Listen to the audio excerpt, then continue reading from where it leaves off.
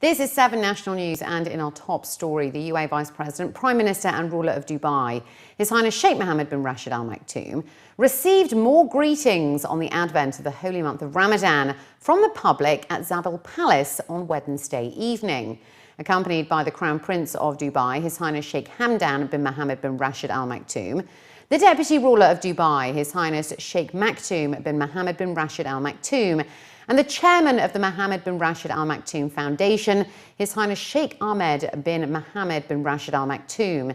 His Highness Sheikh Mohammed accepted greetings from well-wishers. He exchanged talks with visitors on a number of issues related to community welfare and the development, and then hosted an iftar banquet for his guests. UAE diplomacy has entered into a new era. That's according to His Highness Sheikh Abdullah bin Zayed Al Nahyan, the UAE Minister of Foreign Affairs. Speaking on his role as the chairman of the Emirates Diplomatic Academy, he stated that the recent diplomatic victory that led to the exemption of UAE citizens from the Schengen visa requirement is only the start of a new era of successes that they aim to achieve through highly qualified and trained Emiratis. He added that the country's diplomats should constantly search for innovative ways to meet the national objectives of the UAE, in line with the leadership's aspirations, which are to achieve a foreign policy that wins the respect and admiration of the international community at all times. The Academy, which was established last year, aims to train Emiratis and prepare them for a career in diplomacy to further solidify the country's position internationally and also to protect national interests. There are now just 5 days left for property owners in Dubai to register their units with the Dubai Land Department, and real estate developers are reminding owners to comply with the new regulation. The deadline of June the 30th, 2015 is fast approaching, where buyers of off-plan or completed units must pay 4% of the unit's sales value as a registration fee. This comes instead of the earlier provision of payment on completion, failing which heavy penalties will be imposed by the DLD on the end users. Following the successful operations of the Dubai Metro service, the Roads and Transport Authority has announced that some of the trains are in the process of overhaul maintenance after clocking over 600,000 kilometres. A total of 16 trains have been selected as the first batch to go through the major overhaul at the Metro depot, which, according to the RTA, will be completed by the end of this year. The process is in line with the guidelines issued by the manufacturer Kinki Shario from Japan, which recommends complete dismantling and servicing of main parts. While providing a behind-the-scenes tour of the depot, the acting director of rail maintenance at the RTA stated that so far a total of 6 trains have undergone the process, which involves a total team of 25 members, and the estimated time required is around 28 days per train. After completion, the trains then undergo a static test, followed by a dynamic test, where they are tested on the main lines for 500 kilometres before being released for passenger service. It was then added that 85-metre-long trains are designed to be operated for over 30 years, and the authority will be scheduling the overall maintenance for the rest of their fleet, which at present is a total of 79 trains. This is the train behind us, is number 7. We just finished the activity, but it's under testing now before it goes to the main line. So after we finish all the overhauling, we put the equipment again back on the train. We tested here inside the depot, inside the workshop, and then it goes to the test track. We have test track here, which they will do a dynamic test for the track, braking, all the traction motor, everything. And then the train will go also at night after revenue hours on the main line, to test it on the main line for like 500 kilometers to see that all the equipment functioning in the way it should be functioning, and this train, it is safe to send it to the service. Every 14 days, the train comes to the service. We do a visual check. We change air condition filter. And then we have 3 months, and then 6 months. And then every 3 months, the train comes. So each maintenance activity, we call it PM, preventative maintenance. So all of these train comes back for preventative maintenance, but the overhauling is totally different activity, which you dismantle again. As I said, you dismantle most of the major item, like a traction motor, like a bogie, like the brake system, all of these. The Dubai police uncovered 901 e-crimes worth 9 million dirhams between January and the 23rd of June this year. Major General Khalil Ibrahim Al-Mansouri, the Assistant Commander-in-Chief of the Dubai Police for Criminal Investigation, made the announcement, stating that last year the Dubai Police had reported 1,576 similar cases involving 28 million dirhams. That was compared to 1,513 cases involving 21 million dirhams in 2013. He noted that the e-crimes included those related to financial fraud, deception, theft, threat, blackmail, breach of privacy, slander, defamation and insults, theft of telephone services and impersonation. Major General Al-Mansouri underlined the fact that the Dubai Police is fully equipped and ready to handle e-crimes and to also protect members of the public by using advanced and smart technology and software. The Dubai Police have a team of 58 e-crime experts, while 45 others have been sent abroad to study modern e-crime technology and techniques. 20 of them are specialising in e-evidence. 106,206 items were reported lost at the Dubai International Airport last year, while 71,938 were found and then returned to their owners, including a 1.8 million dirham ring that belonged to an American actress, according to Dubai Police.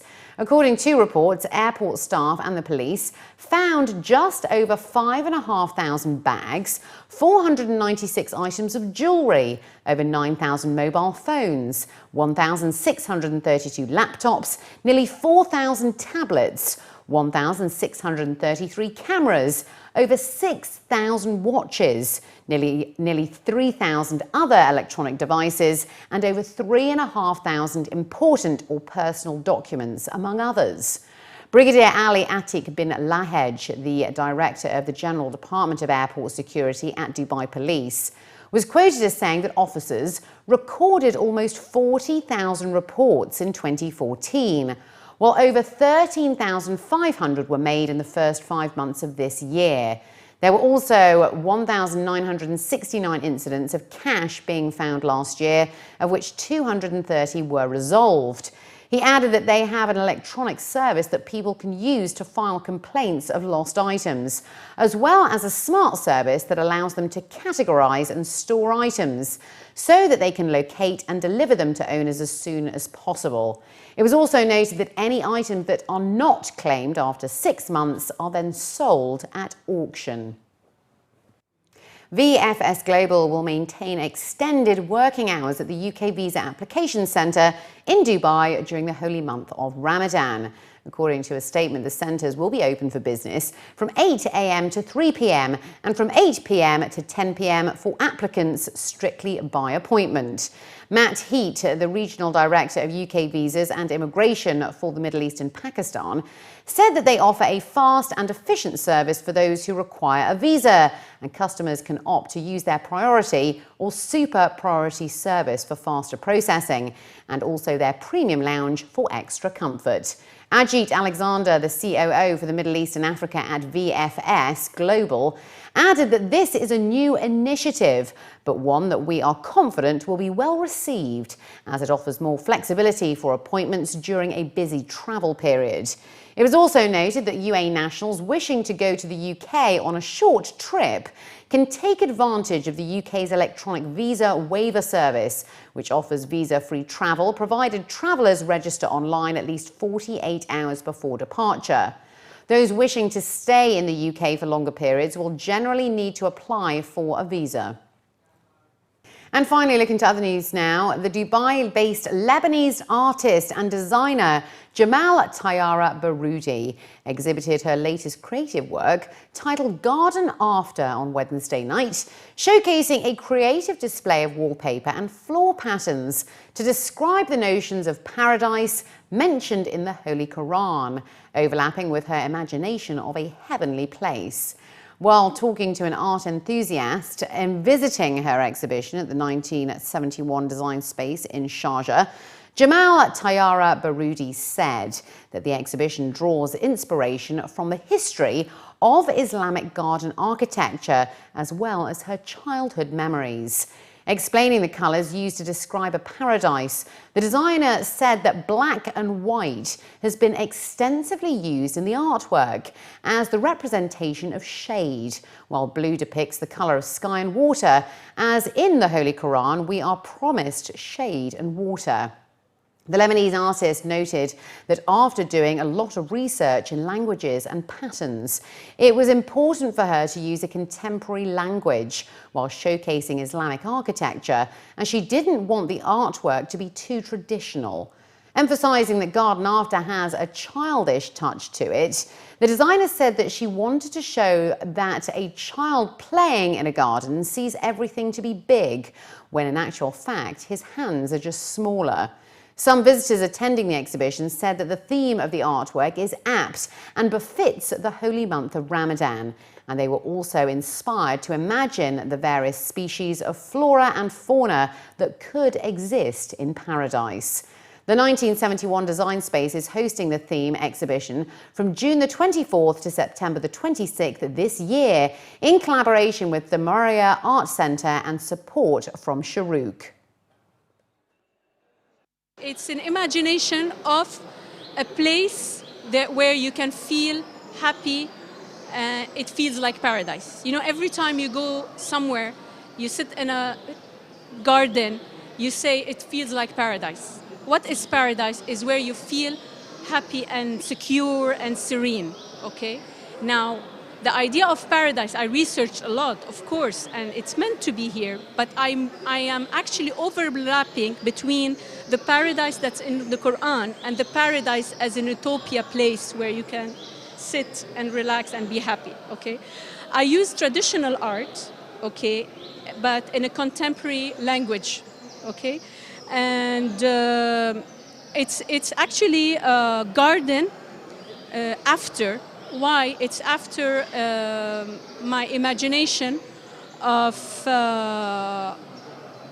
what flora could exist in paradise. 1971 is a new non-profit design space in Sharjah, and the last exhibition we had was a group show called Zero, which we did a call out for young designers to work with environmentally friendly materials and materials that were being recycled by Baya's waste facility. And so this is very different. So this time we're offering a solo show to Jamal, who's a designer based in Dubai, but originally from Lebanon. And yeah, we're really excited with the way that she's used the whole space here with her design called Garden After, which is inspired by Quranic descriptions of the Garden of Paradise and also by Islamic garden architecture, and as well as other Islamic art like carpets, which use floral and designs which are foliage. So yeah, so the inspiration, there's the rivers that run through the Garden of Paradise in the Quran, and there's the kind of shade and the trees and the different species of flowers. This space is dedicated to designing the contemporary, designing the modern works, and I think it is a very fitting exhibition for Ramadan, this holy month, to have an exhibition that is sort of inspired by all these different traditions that we have in our religion.